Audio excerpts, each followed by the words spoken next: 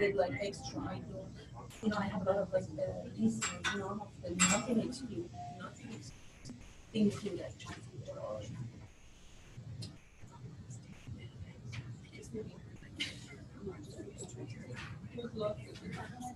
you can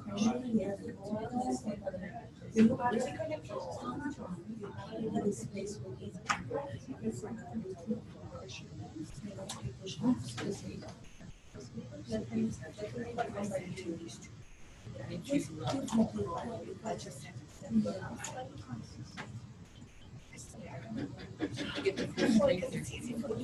oh, you said is that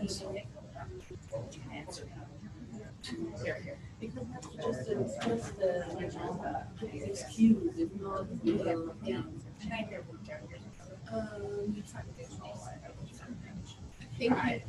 it's because trust me.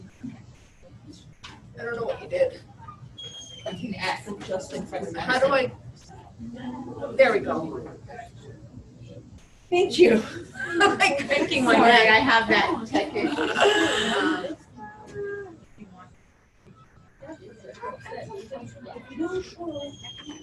There you are.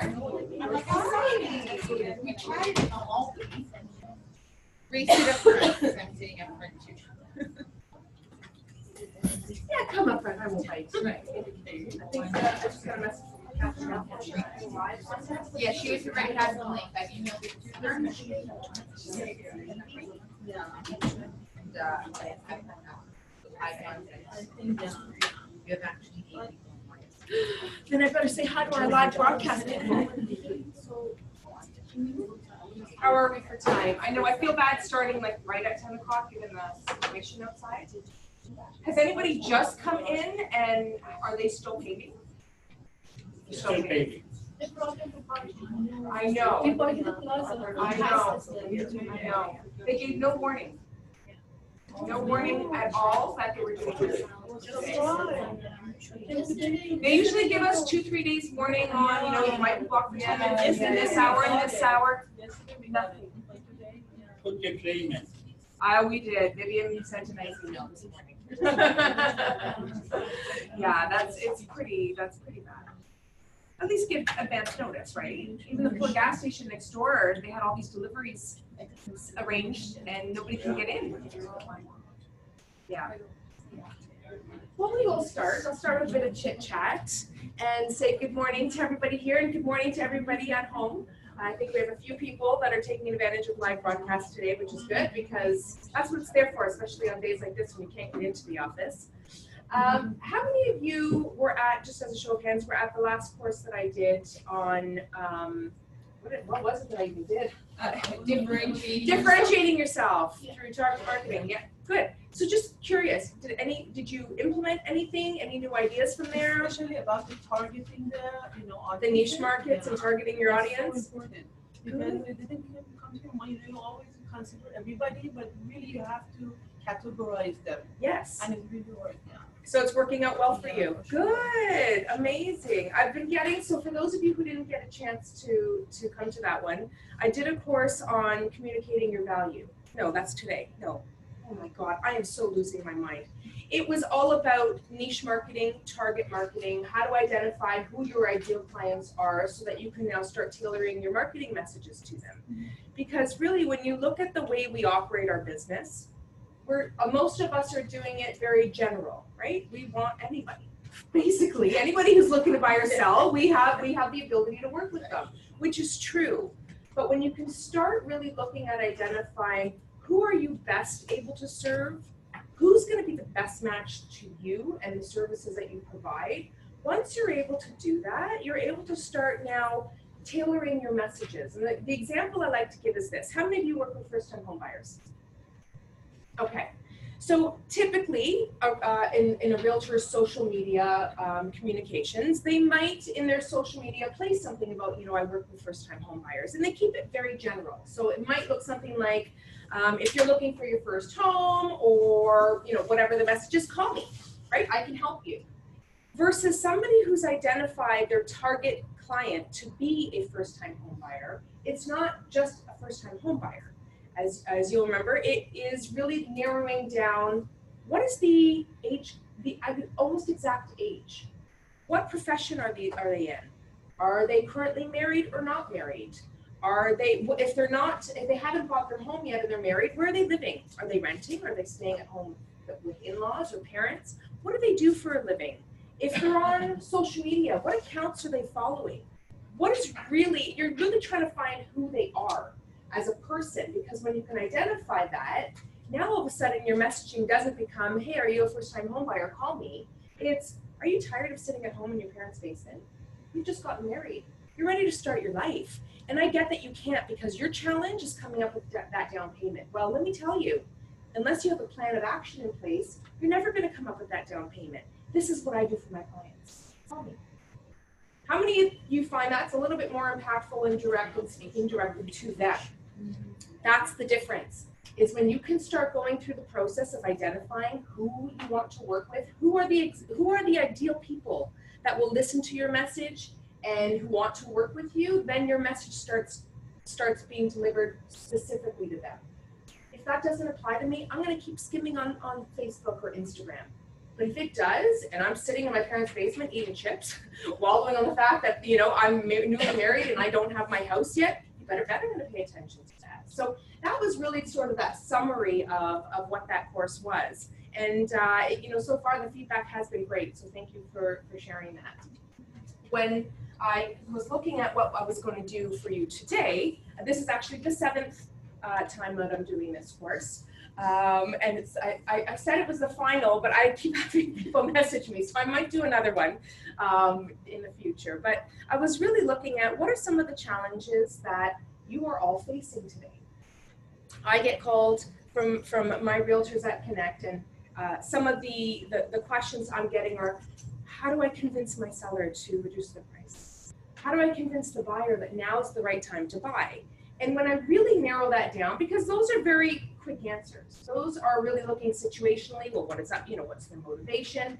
That can't be really covered in a course that's going to address really everything that has to go under that. But if you pare that down, what that really is effectively communicating. And so I started looking at, okay, so it's really in how my message is being delivered and how they're receiving my message. And if we take a look at communication, we all communicate differently. The way I speak and listen and communicate is very different than the way you do and you do and you do. And so it's really understanding then, how do we all communicate? How does that relate to our personality styles? What is effective communication? And how do we make sure we get our message across? Come on in. Yes, no, you're good. Us being able to understand the uniqueness in each and every one of us and being able to identify, A, what type of communicator am I? And then B, how can I maybe speed read somebody else so that I can see what kind of communicator they are? And then how can I tailor my message to make sure that they receive it? And so that was kind of sort of where everything started coming from and looking at what we're going to be doing today. And that's really looking at communicating our way to success, because that really is the key to our success. We work with people. We're not behind a desk looking at a computer. I mean, we are, but that's not really where we should spend most of our time. So when we're involved with people, we run into challenges of miscommunication. And that's probably the number one biggest problem that we have in our business, is how do we avoid that miscommunication? How many of you have ever spoken to or met somebody and right off the bat, there was just that connection?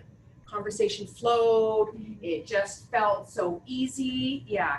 How many of you have had the opposite be true? Where you've met somebody and it kind of feels like, oh, this conversation is forced. You know, they're not really giving you some feedback on what you're trying to communicate with. Or maybe the body language is a little bit tense and you're just not sure how to read people. Or worse, maybe you've said something and communicated with them and they've walked away completely hearing something opposite. That happens with my kids a lot. Or my husband. So a big part really to effectively communicating is then avoiding miscommunication. And so what does that really mean exactly? Oops. There we go.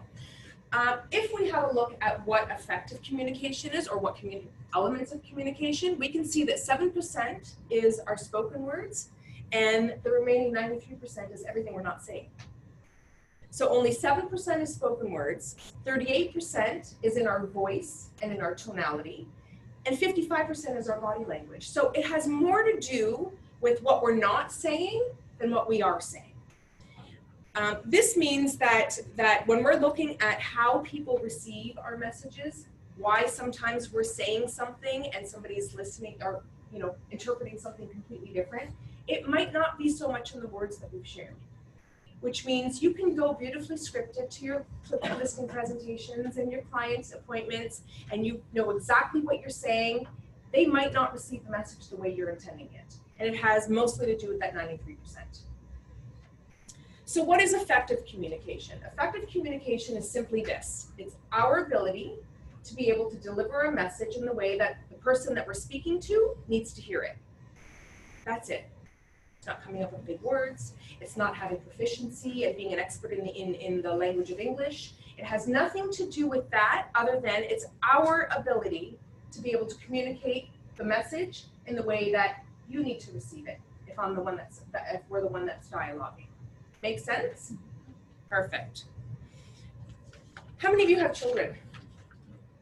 How many of you noticed from a very young age that they were very different from one another and probably very different than you? Maybe you had some that are a little bit more shy and reserved, others who were very outgoing. You know right away from your children and the ability to have all this intimate time with them, chances are if you're a parent, you've already crafted how you effectively communicate. I can share from my experience. I've got a son and a daughter. My daughter's the older one, my son's the youngest. My daughter's very sensitive, very empathetic, very nurturing, very calm and reserved. If I was to raise my voice with her and be very stern, she'd end up in tears and communication would stop. She just would not be hearing me, she'd be emotional. Whereas if my son, I tried to approach him the same way I approach my daughter with that nurturing side, he'd be like, yeah, and continue to walk on doing what he was doing. So we learn with the people that we know best, already we know how to communicate with them. The challenge is being able to now translate that to our clients when we don't have those years and years of getting to know them. And how we do that is through our ability to speed read people, and that's what we're going to do a little bit today on. So what I'm going to do is I'm going to walk you through understanding what that uniqueness is in all of us, understanding, hopefully, you being able to walk away with an understanding of what type of communicator you are, and then giving you some clues on how you can speed read the people in your life, clients, family members. I'll actually say to you, I had a lady at one of my Connect offices, an older lady, and she came, she was very, intense, and, Florence? So Florence was in the audience, she's very intent, and she's listening, and then at the end of it all, she says, she starts laughing, she goes, "You just saved my marriage." And I was like, "What?" And of course I know what she meant by that, but it was really, she says, "I understand, I used to think my husband was speaking to me like this because, and I now understand that that's just his preferred communication style." And so that's what we're gonna go through today, is the ability to have you understand who you are as a communicator, ability to be able to have you speed read somebody, and then we're going to learn how we can sort of start to adjust our communication style so that we match the person that we're speaking to. Sounds good? All right. So I'm going to take you through 4 steps, and I'm not going to go in sequential order. So it's not going to be, I'm going to say step 1, we're going to do this. It'll be in conversation, but by the end of it, we are going to get through these 4 things, and that's understanding how we are similar and different, understanding ourselves and how others might see us, because that's also an interesting one. Identifying the uniqueness of others and what makes and what their communication needs are, and then learning how to modify our behavior. I'm going to just talk about number 2 for just a brief second because I might forget as I'm going through. But how others see us has a big part to do with our effective communication. I can share with you for the longest time, until it was caught on video, I did not realize this. But when I'm in a meeting and I'm trying to process the information, I'm very much, as you'll see as we go through the personality styles, I'm very much an internal reflective person. So for me to understand and take in information, I kind of go inward, which means my face might glaze over. I have a very serious look on my face. Now, to people around me, they probably would have looked at that and said, okay, she's not happy, not engaged, don't know what's going on, she's mad, she's just not smiling, and I'm a pretty smiley person.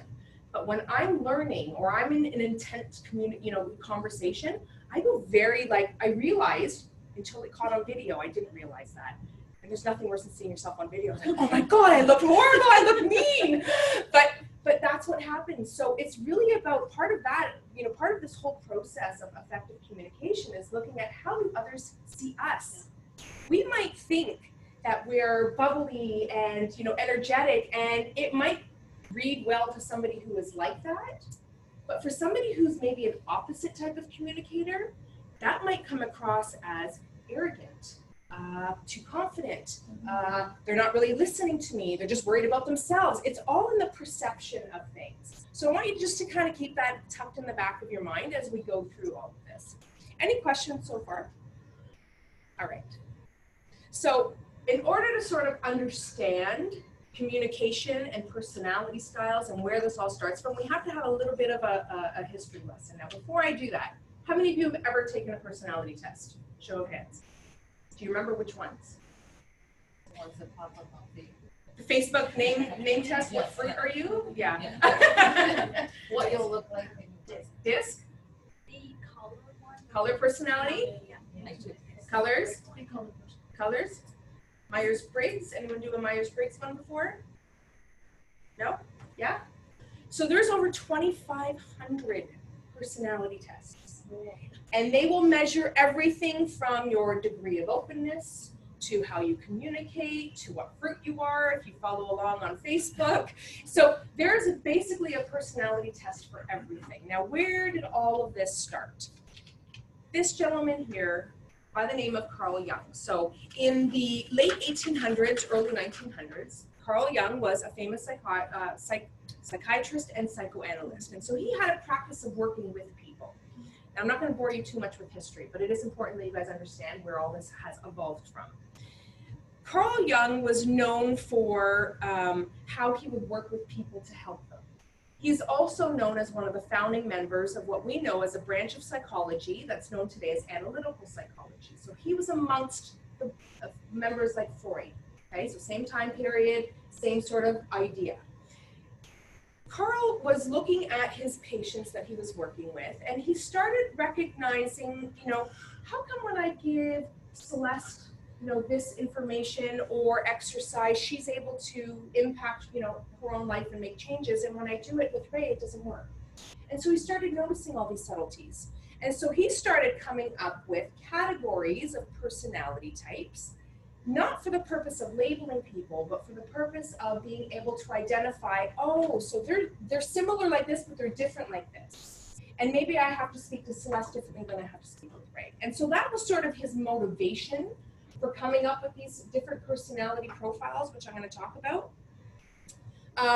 If he knew today that we were using his theory to label people and, say introverted, extroverted, and, they're an apple or what kind of animal they'd be, he probably rolled over in his grave, because that's not, his intent was not for that. It was really a personal tool to help him be able to better understand his patients. He came up with an 8-factor model.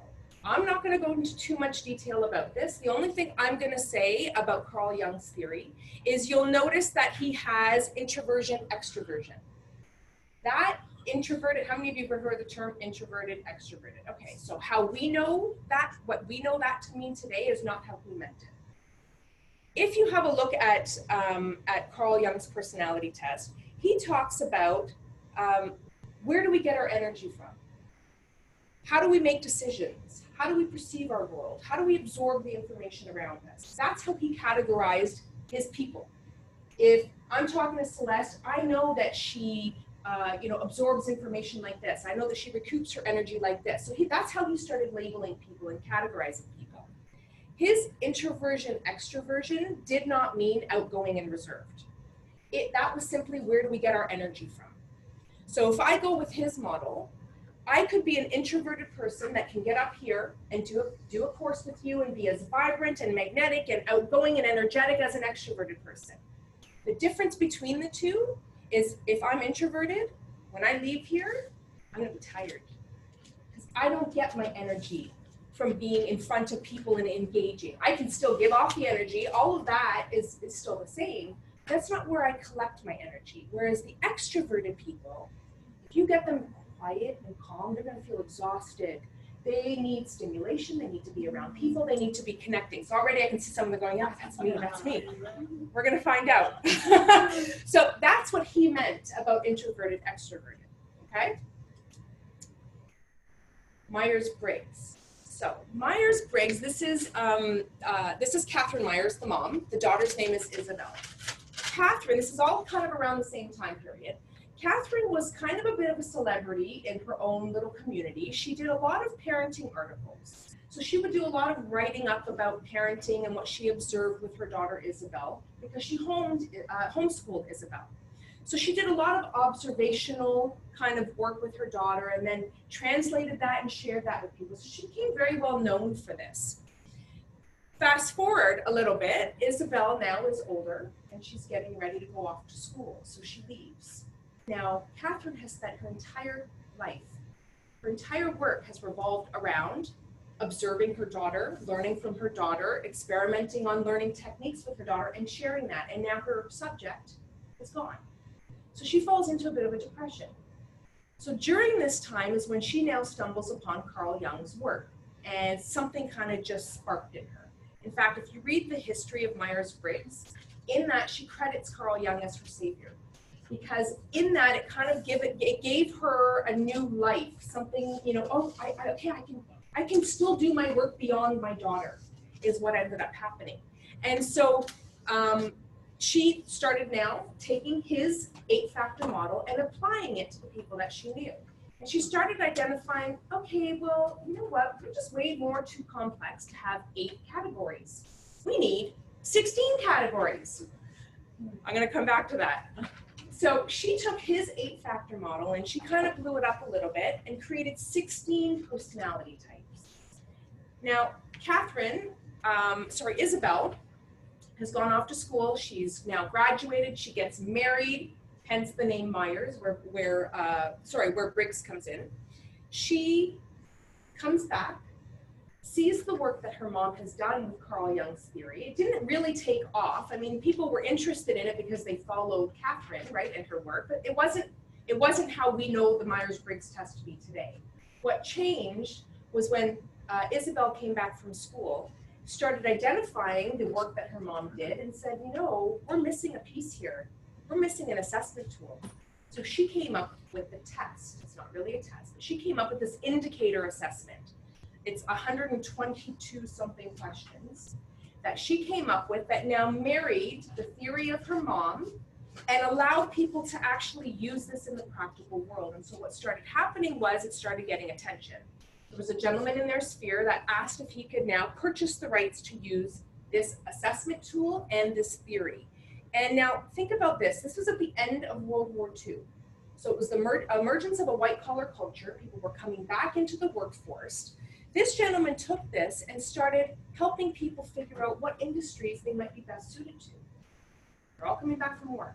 They don't have, you know, they don't have much experience, but we have all these vacancies. Life has to return. Where are you best suited? So he starts using it like that, and that's where it really started catching fire.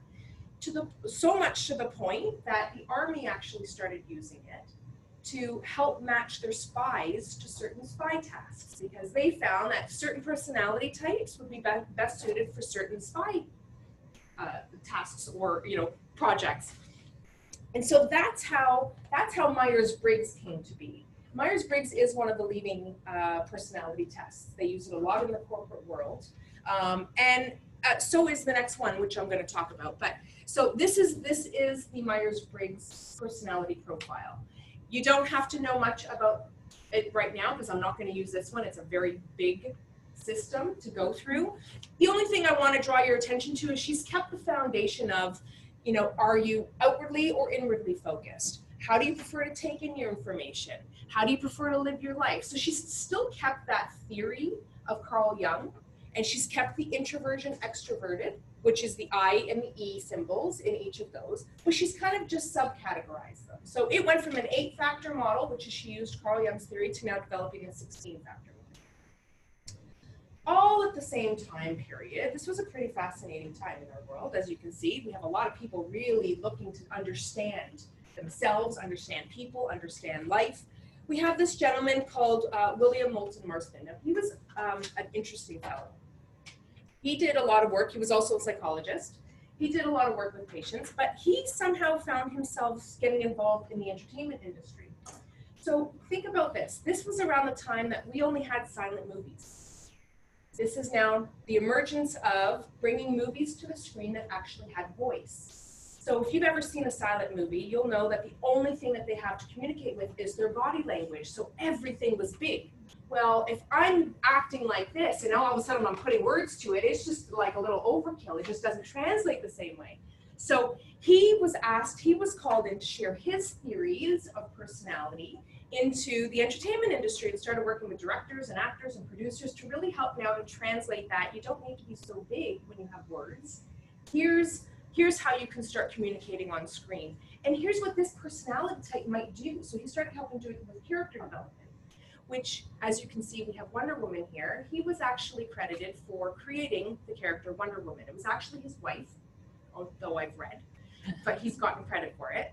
Now, who remembers Wonder Woman? What was her superpower? Do you remember?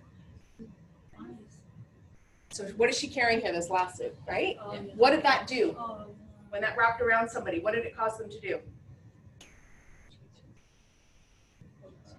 I know. Tell the truth. It was the truth, right? So if I wrap that, if I lassoed you and she, right, it would force you to tell the truth. So interesting that he created that character like that because he is also the developer of the lie detector test.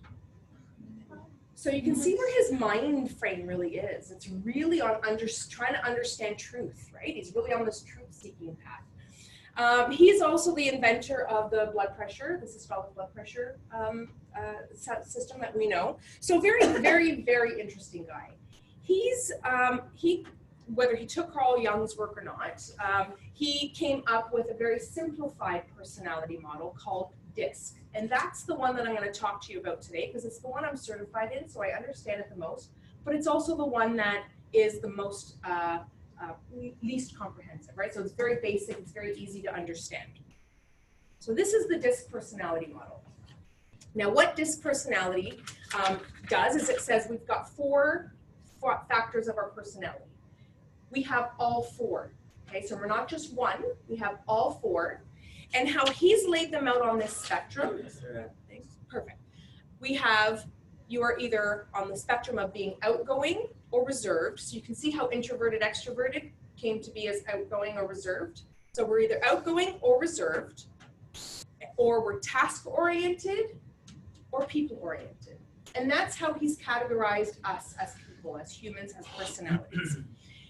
His DISC model is using 4 letters as a way of describing that. D, I, S, and C. Okay, so the D and I are both outgoing. C and S are more on the reserve spectrum. D and C are more task-oriented. And I and S are more people-oriented. And you're going to understand what that means when I go through it. So I'm going to start by going through each one. I'm going to read a little bit to you about them. And as I do that, I want you to reflect on which one sounds most like you. Now, we are all 4. Don't forget that part, okay? So we are all 4. But just like when I asked you, how many of you have young children or have children and identified from a very young age that they were very different, we all have a dominant personality trait. Whether that was because of nature or nurture, I'm not going to debate that one, right? But it could be, it could be situational. Could be something, a trait that we were born with. Regardless, there's a dominant personality trait that we all tend to operate from. So we have all 4, but there's going to be one that's most dominating. So his model, D stands for dominance, I stands for influence, S stands for steadiness, and C stands for compliance. And I'm going to go through each one. Now, I don't like using the terms, and I know that's a little bit discrediting to his theory.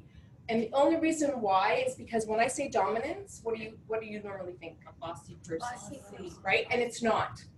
So get that part out if you can. Yeah, and that's why I don't like using the terms because it throws people off. But for the sake of honoring that that is what his model is, I'll try and stick with the letters. So I'm going to go through each one. I kind of just want you to listen and see if what resonates most as we go through all four. You're probably also going to start labeling people around you, your husbands, your wives, your children, your co-workers. Okay, so D for dominance. Dominance is also known as a driver. Someone who is high in a D factor is going to demonstrate behaviors or have a preference for things that are going to drive results. They're motivated by tangible goals. Their main communication style is to tell. They are people who will often be the decision makers. So if you have a group of friends, there's always going to be one that's going to be that decision maker. These people are okay to challenge status quo. So for those of you who are not a high D factor, those might be the people that are like, oh, they're so courageous, they're so brave, oh my God, look, they just go after what they want. They're not afraid to take risks. They like a challenge, actually. This is what high Ds thrive off of. They will usually assume some sort of authoritative position, and they're very solution oriented. They're competitive, they're direct, they're self-starters. These people are natural strategists, so they will never say it can't be done. They will find a way to make it happen because they're goal driven, right? They're results driven. Don't tell them you can't get it done. They'll look at you like, what are you, crazy? There's another way to do this. They are the people that see the big picture. They see the big possibilities in things. They will always find a way to win because failure is not an option. So they are motivated by their fear of failure. These people are also very much about facts, not feelings. Okay? Like all behaviors, we have things that are maybe internalized and things that we don't see very much. We'll only get to know as we know people, and then we have external behaviors, and these are things that are more observable. So some of the things that you might observe in somebody who's a high D is they might appear to be impatient if things aren't moving as quickly as they'd like. Some of you are laughing. They may naturally want to take over something if it's not going the way they want it to go. They're great at tackling conflict head on, so they can come across as bossy or in your face because they're not afraid. It's like, oh, guys, we have a problem, let's figure out the problem. And so they'll just tackle it head on, but you see how it can appear to other people that they can be a different way. They may interrupt you in conversation just to help you get to the finish line, especially if you are the personality type that is very communicative or what we might call long-winded. They have a very strong handshake and a very steady eye contact. So if I could use you as an example, if I was a high D person, if I was shaking your hand, it would be, hi Celeste, nice to meet you. Very, very strong, very intent, like that. How many of you think that this somewhat sounds like you? Okay, good. All right. Catherine raised her hand too. Oh, can you see? Yeah, they can. Oh, I love it. I love it. That's awesome. Hi, Catherine. All right. Influence. I didn't even notice that there. Okay. The second factor is the I, and that's influence. So someone who is a high I factor is going to be a very natural persuader. So they want to and are probably able to sell you on anything. They can sell ice to an Eskimo. They're just that kind of persuasive person. They're very friendly. They're very communicative. They're very positive. They're very motivated by recognition. So whether it's recognition of things that they've achieved or recognition of themselves, they're very motivated by recognition. These people are natural networkers. They're great ambassadors, very open, very approachable. You will spot an eye when you walk in the room because you will just know who they are, right? So they're just that kind of person, like always laughing and loud and, you know, the life of the party. If I was someone who was a high I and we were all friends and we're all going to decide on where we want to go for lunch after here, the D person might just say, we're going to the keg. Like no other conversation on it, we're going to the keg. The I person would say, oh my gosh, you guys, there's this new restaurant that just opened down the street. Oprah raved about it. In fact, their first menu item comes right off of her garden list. She uses all her fresh herbs. She came up with this one day when she was sitting down with Malcolm Gladwell and when you walk in, you know, you just smell the aroma and the lights and the artwork, and you just sit there and you feel so special. And so they would tell you a whole story. This is how they're able to persuade people. So they're very communicative that way. That's how they influence. Some things you will observe in somebody who is a high I person is that they're very happy to share their feelings. Their space, workspace, or home space might be very disorganized because they're not really paying attention to details and logistics. They're about connecting, communicating. They're very warm and they're, you know, have a very friendly handshake. So if I was to be the I person having the handshake, I'd be like, Celeste, how are you? The eyes might smile, I might kind of shrug, and I'm very warm, still staring intently, still, but less direct. It's just very warm and approachable and caring that way. Thank you, Okay? Michelle. Thank you. I'm doing great. Welcome. Thank you. You're welcome. They love to tell stories, as I said from that example. Very expressive with their hands and their body. Generally, they appear very relaxed in front of people. Very good at connecting, very sociable, very friendly, hospitable. They want to look good. So all of these factors I'm going to go through, if you can imagine, have an intensity level. So I said we're all 4, but we have different intensity levels, right? So some of us might be a lower I, some of us might be a higher D.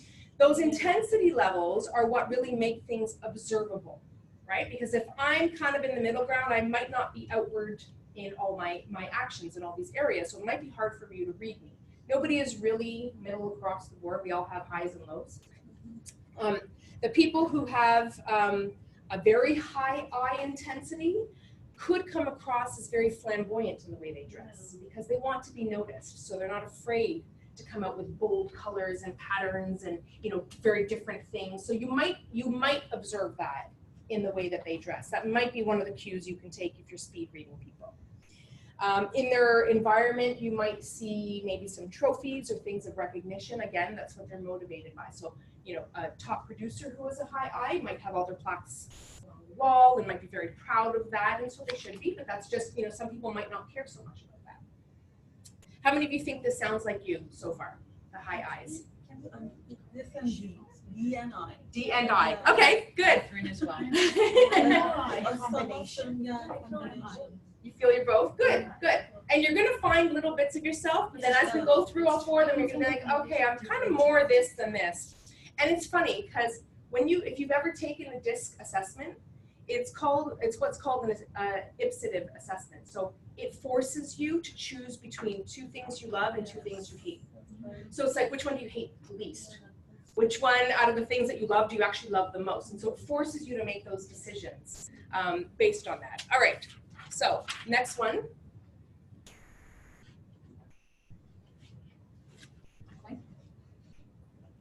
Hold on. I'm probably going to now fast forward to like 5 screens.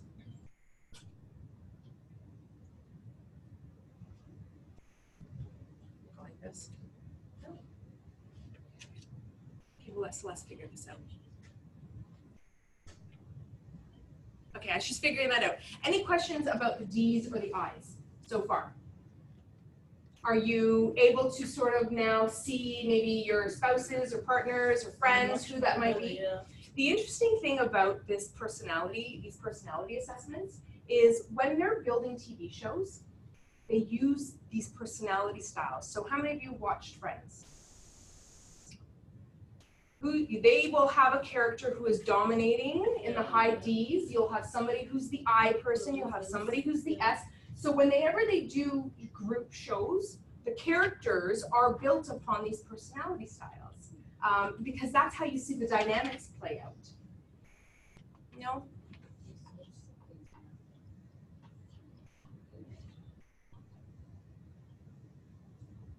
I don't want to move ahead because I think some of you enjoy reading too. That's your sort of way of learning. So I don't want to gyp you of that. I can just go to the closet. It's not working. This whole USB is not working. Should be working too.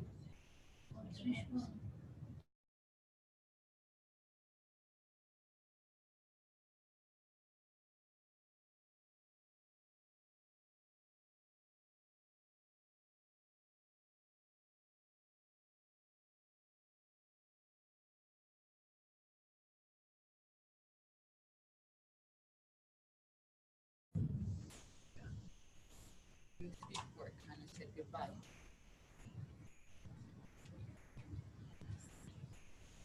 Okay, well, I can carry on without it. Can you reboot inside and then I'll just, okay. So I'll carry on without it and then we'll bring up the slides again. What I am gonna give for you guys is, it's good that you're taking notes. I'm going to give you a tip sheet at the end. I just didn't want, Celeste had it all pretty on the table and I was like, no, take those away because they're gonna be focused on that and they're not gonna pay attention.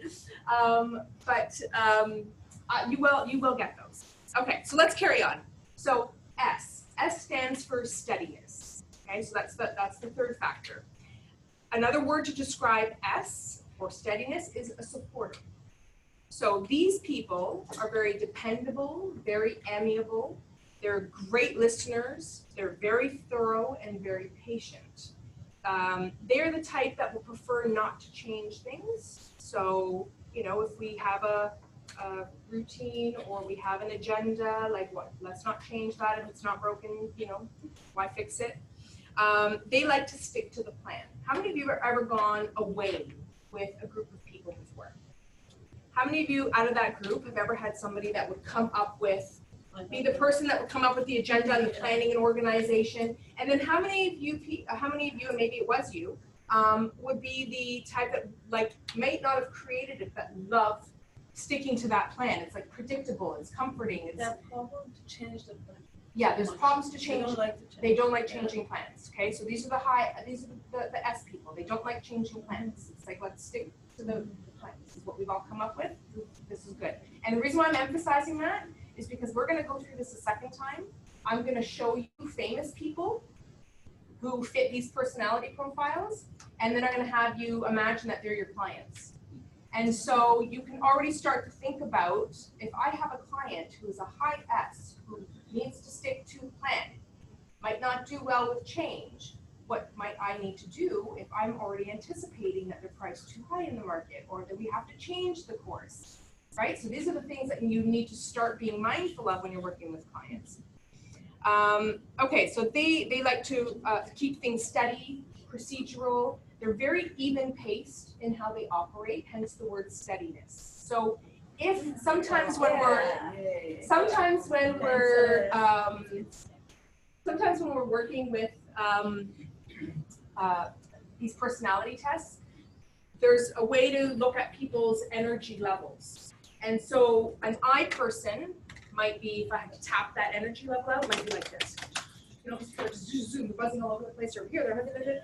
An S person is very steady. Like, let's just keep the pace. This is how we're gonna do things, right? So they're not in a rush. Everything's procedural. This is just how they operate. They are very practical people. They like lists, so they'll have a list for everything. They're not very external in their behavior, like you might observe with a higher D. So remember when we had the that circle and we had the two above the line that were more outgoing? That's the D's and the I's. The S's and the C's are a little bit more reserved. So you're not going to find that they have very external behaviors. They're more internal and reflective. They love security. In fact, insecurity is their biggest fear. So that's going to be their motivating factor. Anything that's going to make them feel secure is what's going to motivate their behavior. Okay? These are the people, as you're talking, they'll be observed nodding. They're great listeners. Okay, so keep that in mind. They may ask questions for clarification. So again, if your conversation is very steady and paced, they might say, so can you just, I just want to make sure I got that right. It's this, this, and this, right? So they'll always ask questions for clarification, very thorough. You might see them in their personal space or work environment. They might be displaying family photos, you know, things, memorabilia, that kind of things, very, very sentimental things. They're not flamboyant people. Their desk will be very organized. Things are in piles. They know exactly where it is. If you move something, God help you, because you will be the target of a lashback. They resist quick changes. Okay, so they don't like things to change very quickly. Give them time to process things, right? We need time to process. They're very warm, very welcoming, very sincere people. How many of this sounds like you? Awesome. All right. 2 participants. I love it. Okay. Compliance is the last one, and that's what C stands for. Another word to describe somebody who's compliant is conscientious. So people who have a high C factor or who are very high in compliance, they like rules, right? There's the compliance part. They're very careful, they're very systematic, they like to be accurate. So now, imagine the intensity level of somebody who is in this personality factor who likes to be accurate. They might come across as what? Picky. What's another word for that? Annoying. Very annoying. Fussy, perfectionist, right? Everything has to be perfect. So you can see how already, if you think about people in your life that you've already labeled as perfectionists, where it can come across as a negative to you, it really is probably stemming from the fact that they just need accuracy. Things have to be accurate for them. They hold themselves to high standards, so naturally they're going to hold everybody else to the same standard, right? They love routine. That was the steadiness. They like things to be accurate. They love information. So a person who is a high C or a compliance factor is going to need lots and lots of information before they will make a decision. So let me step back a little bit. The high D or dominance person, if they had to make a decision, if it was going to get them one step closer to the result, they're making that decision. Like, they're not looking about the casualties around them and what's going to happen to everybody else. It's that's where I got to go. That's where I got to go. So very quick to make a decision. And I can very quickly make a decision. They're not really tied to process or strategies, or they're not analytical in that respect. They're just very, oh my God, you want to go here? Let's go. You know, they're very quick. They'll jump ship. They'll head off to Las Vegas for the weekend on a whim. The S's are going to be more procedural, you know, not really changing things. And the C's are going to be, if we were going back to that lunch analogy, where the D's are like, let's go to the keg. The I's are like, oh my God, we have to go here. The S person might say, well, how far away is it, right? Where's the process and all of that? How are we going to get there? How are we driving? Who's driving, right? They're going to worry about all of that stuff. The C person is going to be very much about, okay, so how long are we going to be there for? Okay, I need to see the menu first. How much money should I bring? What time do you think we'll be back? Because I got to let so-and-so know. And so they're planning. They need all this information, right? How long have they been open? Have they been rated by the food industry? And that's what they're asking, okay? So they like that information. These people need they're the tell me why. Tell me why, and then tell me how it relates to the rules, okay? Because they're very rule people, which means when you're having conversations with somebody who is a high C, maybe you have children that are a high C factor, they might be the ones that if you said, you know, honey, we're gonna go here, and this is how we're gonna do it, they probably ask, but why? They need to understand that, right? Tell me what's the reason behind that. Even in your coworkers, if you've got coworkers or have ever worked with other people, it might be they're not going to just take the direction. They have to understand like, why did you make that decision process? Some of you will relate to this. If you've ever gone to ask a manager for an answer to a question, think about how you would have received that information. Would you just take their answer and go and apply it? Or would you need to understand more? It's like, tell me the reason, why would you answer that way? Why would you have them do it like this versus this, right? So even in that, you'll start to see where your personality starts to come out. The people who are high compliance love writing. So where the main communication style for a high D person was to tell, this one is to write, which means if you're communicating an email or text, you're probably getting a very long email or text, okay? Because that's how they best communicate. If you have children, and you can start to see that you've got children that leave you notes all the time, and they just communicate better to you in text or through letters, especially with apologies, things that are very emotionally driven. They might prefer to do it in writing versus the other child who might be able to just come up to you and say, I'm sorry I did that, or, you know, so they're very much into the writing process of it. Observable things you might see in people who are a high compliance person is that they might not share their feelings easily, hence why they prefer to go to the writing aspect. It's a little bit easier for them in that respect. They're very neat and organized. They don't really make a lot of eye contact. Again, they're more on the reserved spectrum of things. Doesn't mean that they can't get up and talk and do one of these presentations and engage with people. They know when, we all know when to dial up and dial down these behavior traits. They can do all of that. It's just their preferred state would be to be more internal and reflective. They're very disciplined, they're very organized, very punctual. These are going to be people that if you say 5 o'clock, they're there at 4:55. Like, they're very punctual. They can often come across as an I person because they are able to relate and connect with people. It's just what their motivation is getting to that point. That's where the differentiating factors are. They're very cautious. They place themselves at high standards, very diplomatic. They're going to usually be an expert in some sort of area. That's usually another indicator. If you ask somebody what their job is, it's really more of an expert field. They're probably somebody who's high in compliance because they need information. They're usually diving in deep, which means they know a lot about a particular subject matter. They love learning. They need to have all those facts. How many of you think this sounds like you? Okay, so now we've gone through all 4. You should relate. You should relate to Catherine. You're not, or maybe she's part of the 2 participants. There we go. Yay. Okay, so you are all 4 of these things. We've gone through them. You've related to all of them. Is there 1 or 2 that you can say you lean more towards? You don't have to answer me, but just think about, is there 1 or 2 that maybe you lean more towards, which means that that's going to drive your communication style. Okay? Any questions about those 4? All right, it's a lot of information to take in. That's why I haven't given you anything, because I want it just to be a listening thing. We're going to go through those again, but this time I'm going to put up photos of famous people who are high in those factors, and I've purposely chosen people who are the extreme, like intense. The intensity levels are there because it's going to make it more memorable. It doesn't mean that you are like that. It just means it's going to be easier for you to remember. As we go through and as I read that again, I want you to start asking yourself, if this person was my client, how would I have to communicate with them? Okay? All right.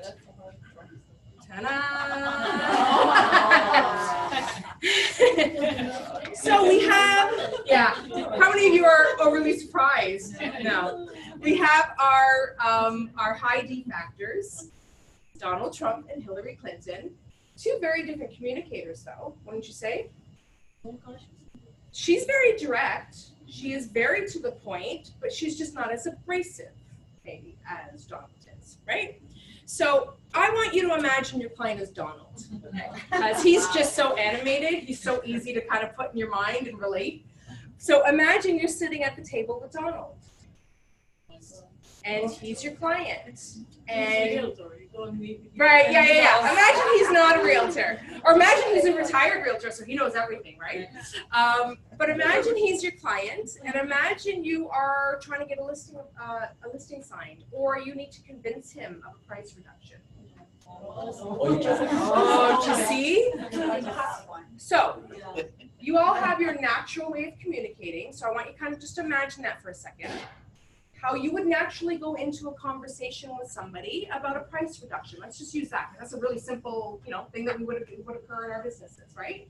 So I want you to imagine yourself going in to maybe somebody like me to ask for a price reduction, or you already have a current client. How are you approaching that person? Chances are you're probably doing it from your natural style, right? What feels comfortable for you.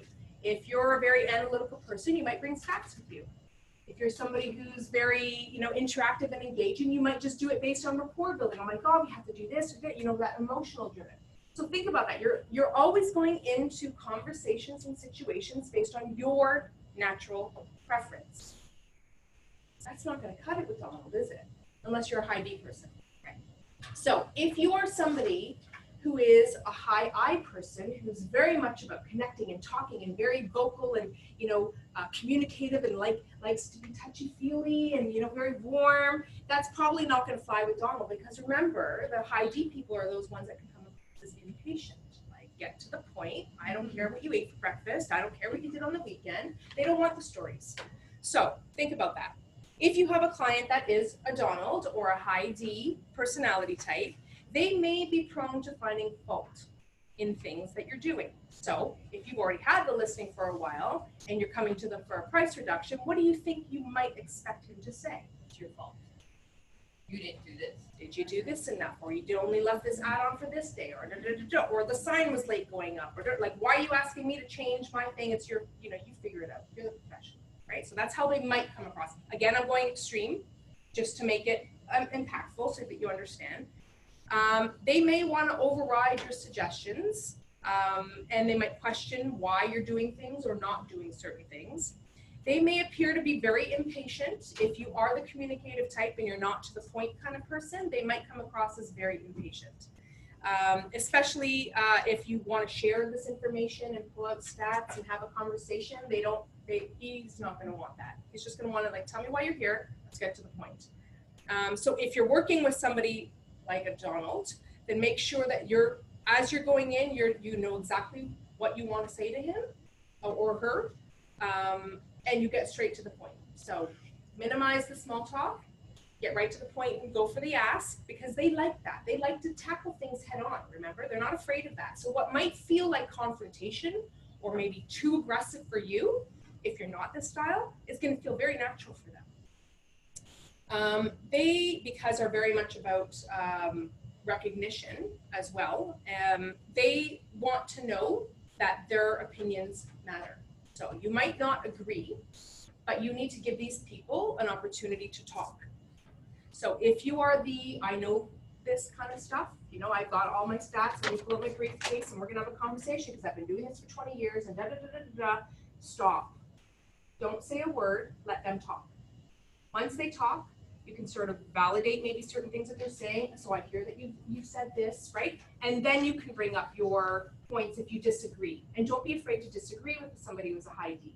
They don't mind, they're not looking at that as argumentative. That's their natural style.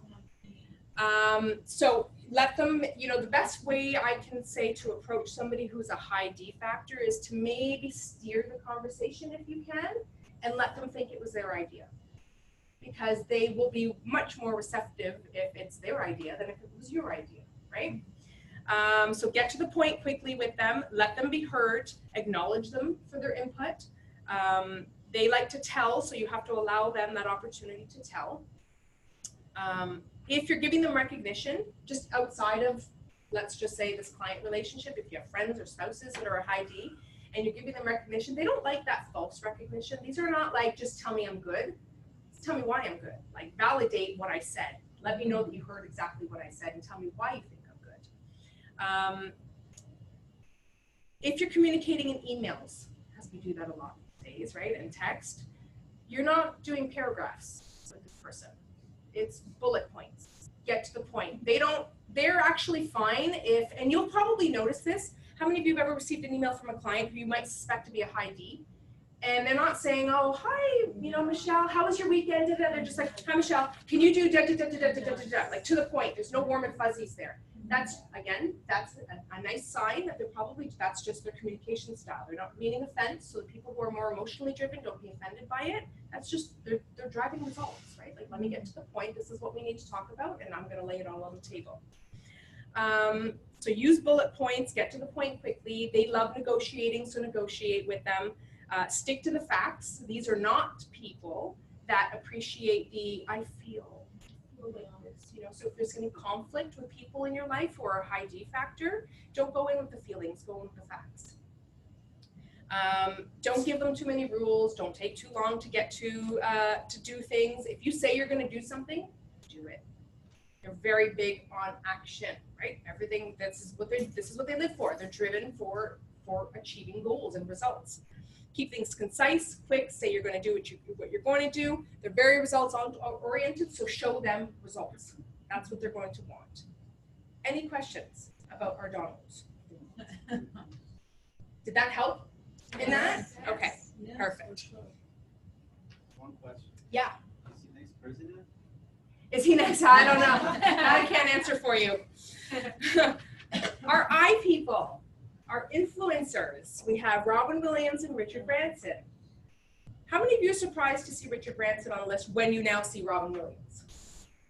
Because he's not as funny and outward, but he's big.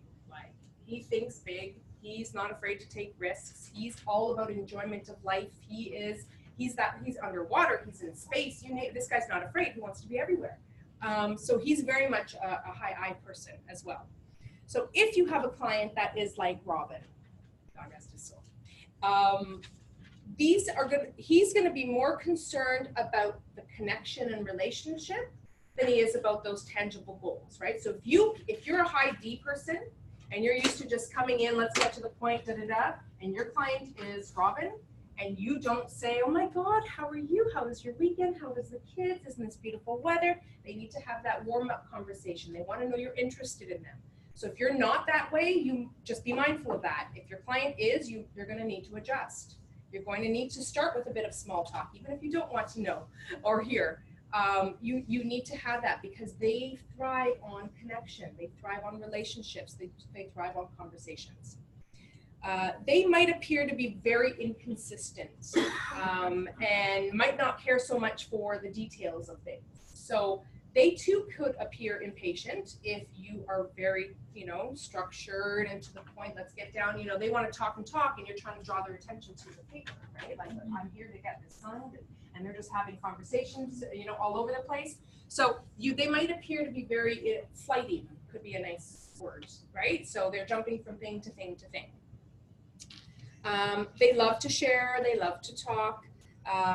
They like to offer their opinions and their ideas. They like to have all of that. They have difficulty with time management, and they might appear to be all over the place. And the reason why I bring that point up is not as a negative, but if you have a seller client who you're prepping their house for sale and you've already said, okay, you've got this to do and this to do, you have to declutter this and maybe repaint this room, and you're giving them a week deadline, you might extend that for an I person. They probably won't get it done by the week because they will go in all good intent. They'll start decluttering and then they'll be like, oh, look at this photo I found. Oh my God, I should put this here. Oh, that reminds me, I should probably go do this. And so the intent is good, but they're just going to be drawn to the next flashy thing, right? Oh, look at that sparkly thing. It's the squirrel syndrome, right? Oh, squirrel. So that's your I person. So give them extra time, bank on extra time to get things done because they're not really good with time management and deadlines. These are your friends who are always showing up late. Okay. They don't like arguments. So these are not the people that you tackle things head on with. They will avoid conflict.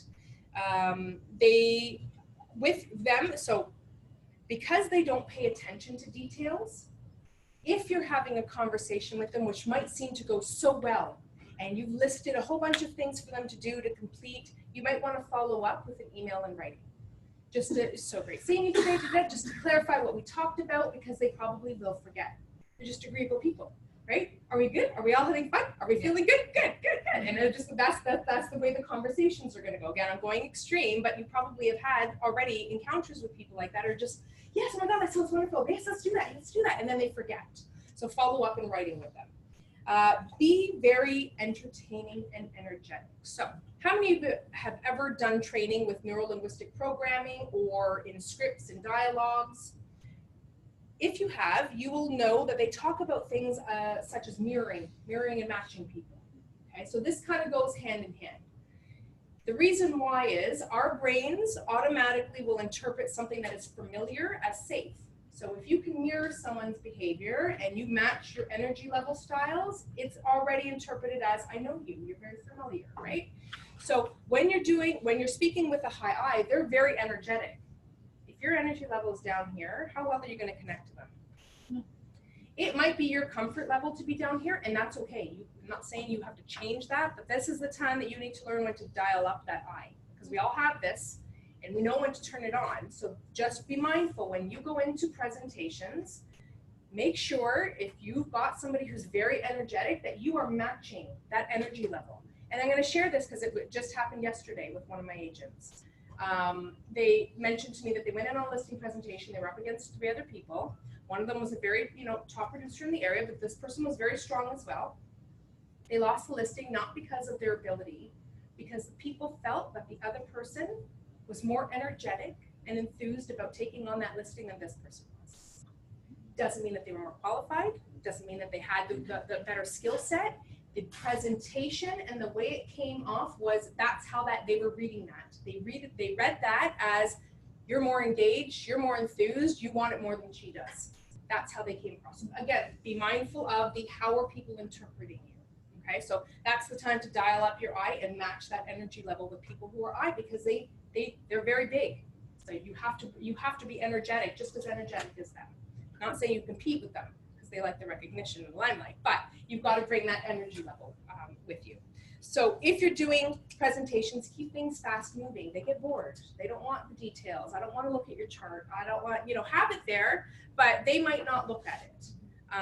So keep it very, very fast moving, very entertaining and engaging, more conversational based. Does that make sense to you? How do you feel about that? They love sharing. Remember, they like the conversation. They love testimonials too. And because these are people that are very motivated by looking good and feeling good, if you have buyers that you're showing around and there's a particular neighborhood that they're interested in and there's something fascinating about that neighborhood, maybe the local restaurant was rated 10 by whoever rates restaurants. Maybe, the Joneses live on the corner street or somebody prominent. These are the people you're going to want to highlight that because they want to be around the who's who. They want to be around people that make them look good and feel good. So they're very much about status in that way. I think that's it. I think I covered everything for our influencers. Helpful? Yeah. Yeah. Here's our S's. Laura Bush and Michelle Obama, the two first ladies. So not surprising to me because, again, remember the other word for steadiness is supporter, team player, great listeners, helping to get things done, very procedural. You want something done, this person's probably going to get that done for you. So they're not about being in the limelight, although they're not afraid of it. They're very credible. These two could probably run the country, but they're in a supportive role. If you have somebody that is a high S, know that they're the supporters, the listeners, the doers.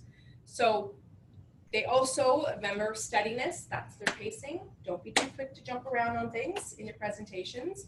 In your process of listing and what that looks like, be very steady and procedural that way.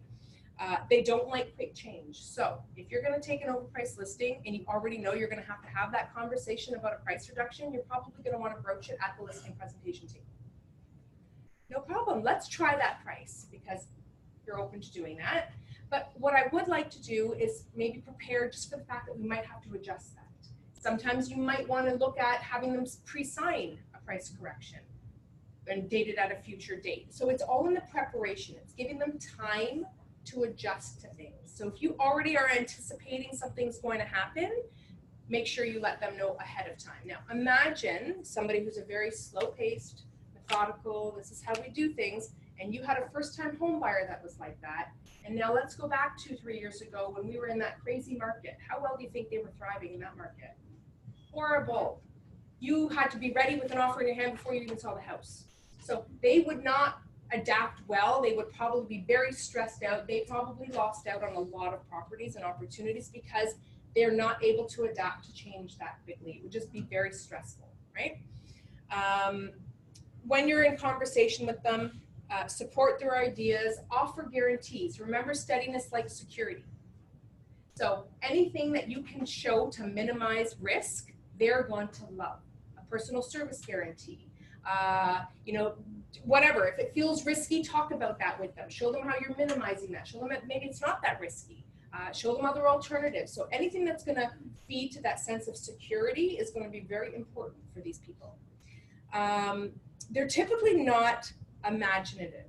And I don't say that in a negative way. I say that more of if you have a buyer who is a high S person, that's very steady person, and you're going into a house that has pink carpet and wallpaper, and they might not be able to see past that. So you might have to be that visionary for them and help paint that picture. And I have a great story to share. One of the agents that attended one of the previous courses shared with me. She said she took some buyers out that were very much like this, both of them. They had seen a million houses, were not able to make a decision. It was just like, they just couldn't make a decision if their life depended. I was just like, oh, I don't know, I just can't see past that. She brought them to this house that she knew was perfect for them. It met every requirement, the neighborhood, the number of bedrooms, unit, it had it all. But it was not decorated and designed to their taste. They couldn't see past that. She knew the house next door was identical model and was actually just renovated. So she said, wait here. She went next door, she knocked on the door, the homeowner answered, she said, I'm so-and-so from the house next door. I have clients that I know this house is perfect for them, they just can't see, they need to see something that's already done and been renovated. Would you mind if I took them through your home to see? No problem, no problem. Walked through the home, left the home, got back to the next door, and she says, okay, let's do it, let's put an offer. The daughter called the realtor that night and said, how did you get my mother to make a decision? She says, I just had to show her what it would actually look like. So sometimes you have to go those lengths and it's easy to do when you're looking at the type of person that you're dealing with. It's not that you're spending too much time or whatever story you might want to come up with about the feeling around that. It's that that's what they need. And isn't that the point, right? Effective communication is delivering the message the way they need to hear it. And so that's how she handled that. She just had to show them, and then they were ready to make that decision. So you might need to paint the picture for them. If you disagree with an S person, discuss it based on personal opinions and feelings. They're not fact people. This is the right decision because. It's like, well, what about how I feel about it? I'll give you another example. One of our agents had a seller client this time who was going through a divorce situation. She was being forced to sell the house. She did not want to sell the house, but the spouse sort of pulled that rank and said, we have to do this and we're giving up our stuff. And so she was very resistant, very angry that this had to be happening. She felt that everything was being taken from her. So when she was asked to reduce the price, it was more being taken from her. When you asked me to extend my showing times, it's more being taken. Nothing was taking her feelings into account. So it was very like, well, this is the process, this is what we have to do, this is what the courts are ordering, da, da, da, da. So she came in, was very upset with the realtor. The realtor was trying their very best but this is how it's done. And I'm not asking, it's not me asking you, this is the rules. She wasn't hearing it. Like, when I say wasn't hearing it, I mean, she literally wasn't hearing it. It was not registering that this is what this realtor was saying. All she heard was, you're making me do this, and I don't want to do this, and nobody is listening to me. I literally had to stop them both. I had to turn my back to the realtor, and I apologized to them afterwards. And I had to pretend that the realtor wasn't there, and I said, talk to me. What's going on? Well, this and this, I get it. You're feeling like everything is just being taken, right? No one's asking your opinion. You're not feeling validated. This is a hard process.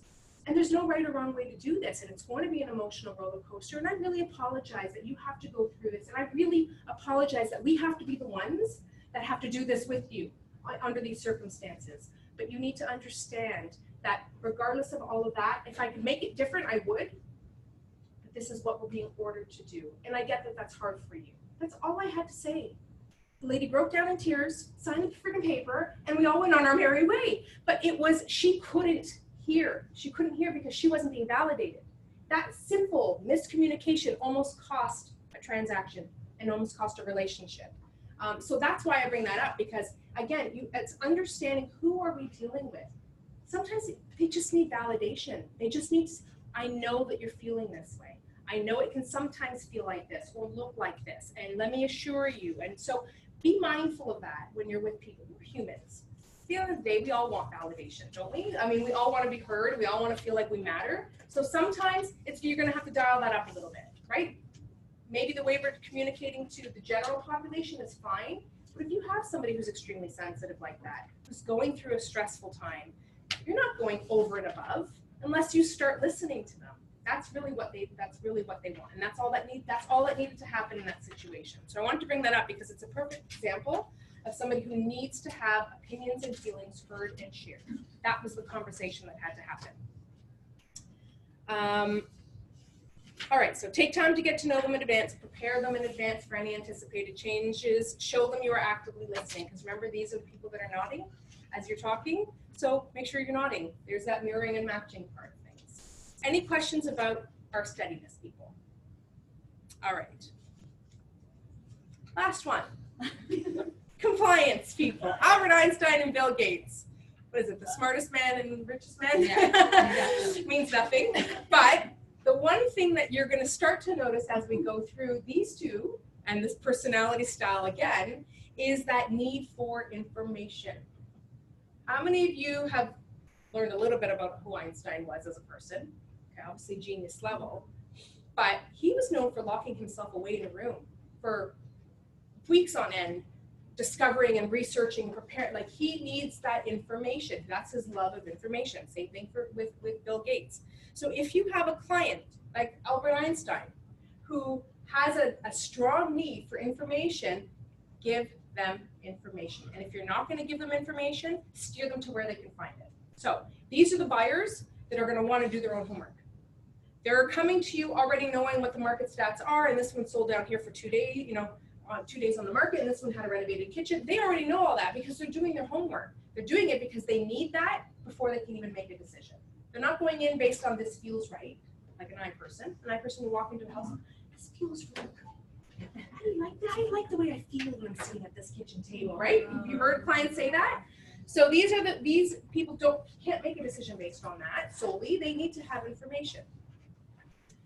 They're typically not the emotional type, at least not externally. And they're both the most communicative in writing. So again, these are going to be the ones that are going to be giving you long emails, communicating in lengths, in text messages with you. They're very precise. Remember, these are the perfectionists, or could be known as perfectionists. So they want things to be accurate. And I keep saying I'm going to do this, and I keep forgetting. If I was to have a spelling error in this right now, and you were a high C person, all you would be focusing on is that error. I could be talking to you, and you'd be like, "Oh God, look at that! That should be an A instead of an E." Yeah, exactly. So the reason why I bring that up is that I have to remember to do that because it's a good point to drive home. If you're going in with some prepared information and you have not checked that for accuracy, and there is an error on there, it's going to drive the C person nuts to the point where you're trying to have a serious conversation, like, no, we need to talk about these market stats, and they're just looking at this like, oh my gosh, there's an error on there, and they're going to wait until their turn before they can tell you that. So they're going to be very focused on that. And I bring that up because that isn't an extreme, but it's very real. How many of you are a high C that would do that? That would fixate on a mistake? Okay, so this is not just me saying that, right? This is real. People will fixate on things. So they have a very strong need for perfection and accuracy. They are also the people that if they're trying to make a decision, they have all this information. Here's where your value comes in with a high C client. You might not be the provider of information because they're going to go out and do their homework anyways. Your value comes in helping them interpret that. They like lists. They like advantages and disadvantages. So great technique is to bring them to the table after they've done their research and say, okay, tell me what you know. Tell me what you found. What did you like? What didn't you like? Let's start creating a list of what you liked about that, what you didn't. What are the advantages of moving ahead with this one versus this one? So you're going to be the one that's going to help them process and make sense of that. You might not be the one to give them that information. So don't be hesitant if clients are, especially in this day and age, I mean, there's information everywhere. We are not the gatekeepers anymore.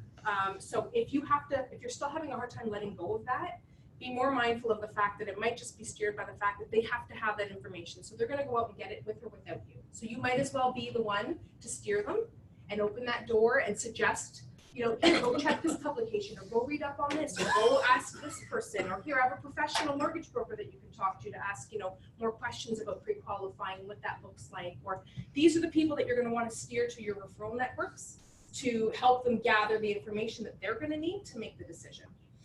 So don't be afraid to do that with these people.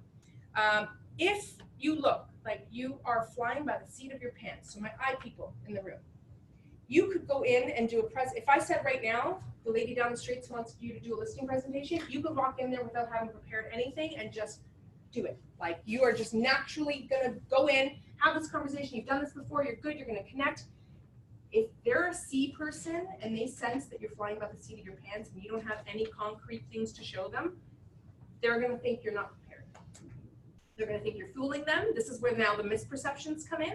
So even if that is your presentation style naturally, because some of you do, and it's perfectly great, just have something already pre-done in your briefcase that you might not ever reference it, but you have it there. And it might show that you've done your homework and you've got some reports and statistics and whatever that might be. You don't have to physically use it, but the fact that it's there and they see that you've done the work offers credibility because they're information seekers, right? If I'm somebody that does my homework and I'm having a conversation with Celeste and she's trying to convince me of something, she's not going to show me what her homework she's done and she's not bringing any thing to the table in terms of information. I'm going to think she's not credible.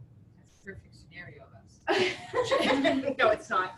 No, it's not. You're good. You're good. So yeah, these people also need time. So they might have a tendency to get bogged down by details. So give them more time to process things. Don't ask them to make quick decisions because they'll make a decision when they're ready to make a decision. It has to be a comfort level.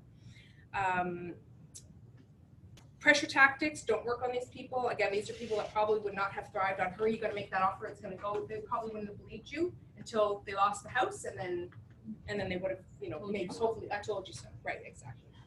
These people want facts. They don't want opinion. So an S person might say, well, what would you do? George, if you were me, what would you do in this situation? You'll have clients that ask you that. C people will not ask you your opinion. They base it on facts. Okay. I think I covered everything on that one. Any questions about our compliance people? Any questions about any of this? We are at the end of it. It's actually funny because people raise their hands. We can all relate. I really think, and Michelle, you could probably confirm, I found myself in each one of these, but based on different scenarios. Yeah. If I have to spend money or a large sum of money, not some cheap, but I'll be very Very thorough. I need the information. I need to know what I'm going to invest in. D, I'm a D. No, it's true, right? Do this. Right. I come across mean as well. Like people think we should be, but it's not. My I comes out if I'm in that.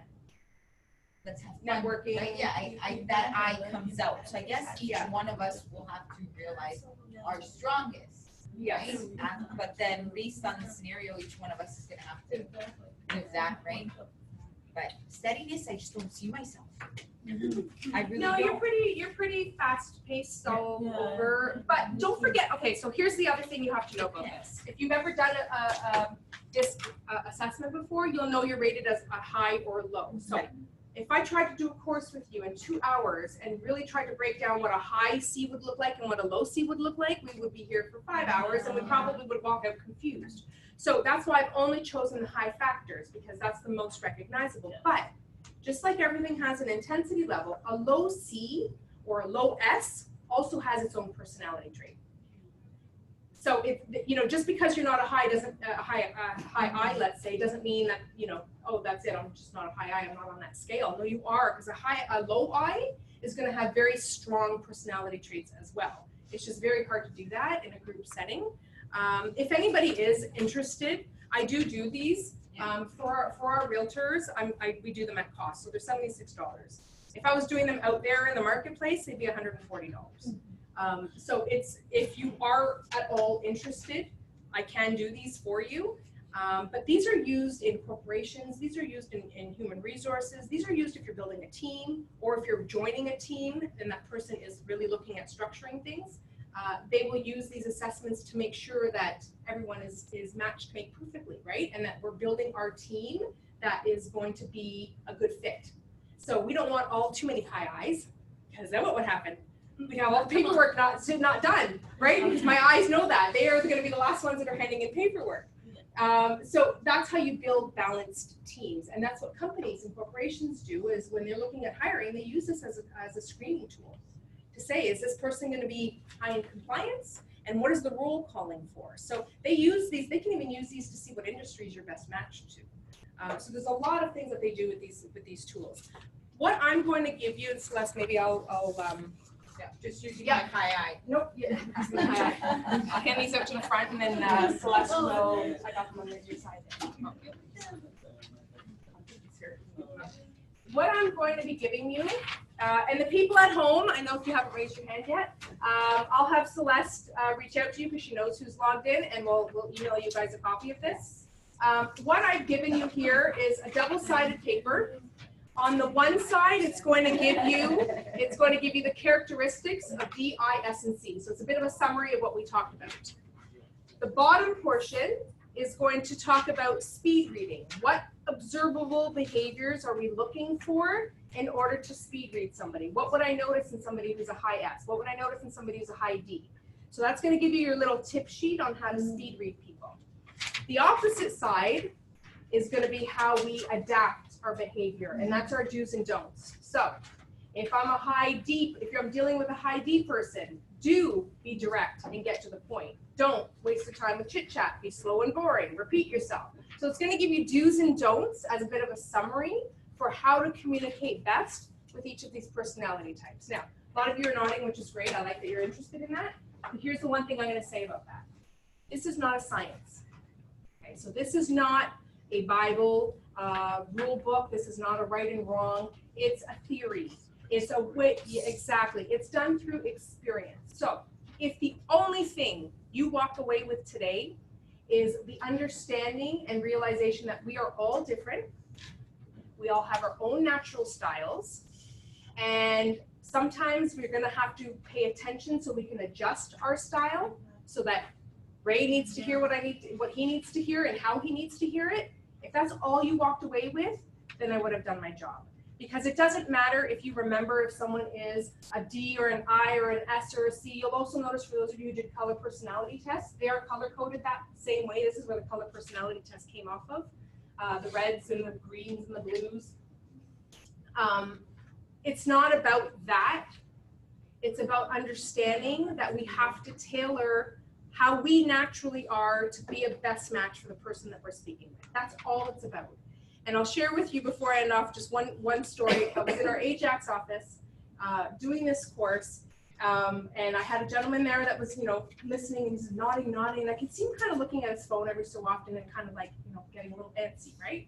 And so he leaves the course. As soon as we're done, he leaves the course. I happen to just be there afterwards. Anyways, I see him like pacing through the cubicles, like trying to find me. Yeah. Michelle, I'm like, what? And he comes over and he hugs me. I'm like, what? Hi. And he's like, okay, I just applied what you taught me. And I'm like, what do you mean? He says, I've had this client that has been a pain. And no conversation has been a good conversation. It's always ended off in frustration, and I just didn't understand why. In fact, the whole time he was paging me and texting me to call while I was sitting in the course, he says, and I realized he's a high D person, and so am I. And he said, I wanted to win the argument just as much as he wanted to win the argument. So if we were having a disagreement, I was trying to talk over him, and I wasn't giving him a chance to speak. So I got on the phone, I called him right back, and I didn't say a word. You can just see his face. And he goes, I didn't say a word.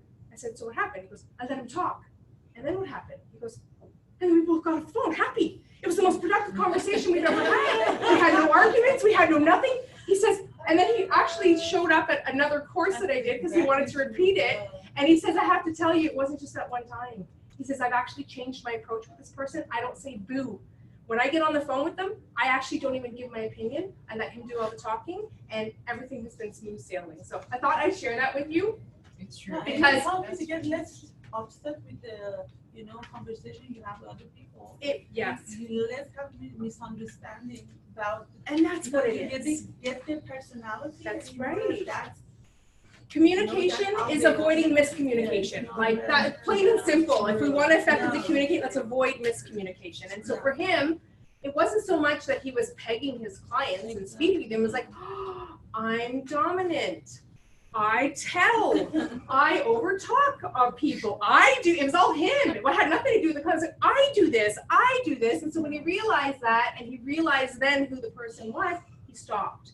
So that's all that it really is about. And really, to sum it up, this is really the best quote I could end things with. And it says, the single biggest problem in communication is the illusion that it has actually taken place. And that's really what miscommunication is all about and what effective communication is. So thank you so much. I know through all of that chaos of coming into the building today, I really appreciate that you're here. And for those of you at home, I really appreciate you guys tuning in as well.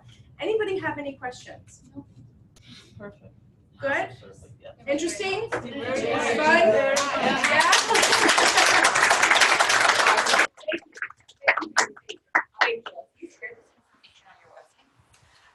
I don't go into detail. I do have a few articles on my website, which is michellerisi.com. Because I know that some like. Yeah, so I will share this with you. So I have a few articles already written on communication. They don't talk about disc personalities. I am getting to that. In fact, I'm launching my podcast in the next 2 weeks, and one of those will be talking about disc personalities and all of this. If you're interested in podcasts, for those of you who like to drive around a lot or walk and like to listen. But I do have an article on there already that is on communication, but it talks about more of the, am I an auditory learner? Am I a visual learner? Same kind of, you'll kind of see similarities, but it's really, again, on being able to identify what kind of learner am I? Again, if you remember the personality styles, how do we absorb our information? How do we learn from our world? And it talks about it that way. So the DISC profile is coming, but there is something on there about that, and then other articles as well. And if for those of you who are so inclined, you can sign up to receive notifications on when I do updates and launch a podcast. You'll receive that via email. So that's it. Thank you.